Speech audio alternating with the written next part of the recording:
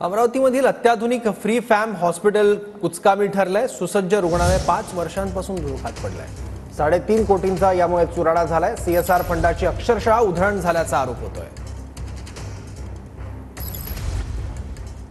2020 मध्ये कोरोनाच्या लाटेमध्ये कोरोना रुग्णांवर उपचार करण्यासाठी अमरावतीच्या सुपर स्पेशालिटी रुग्णालयाच्या बाजूला सीएसआर फंडामधनं तब्बल 3 कोटी रुपये खर्च करून फ्री फॅब असं अत्याधुनिक रुग्णालय या ठिकाणी उभारण्यात आलेलं आहे। परंतु तब्बल 5 वर्षांपासून हे रुग्णालय धुळखात पडलेलं आहे।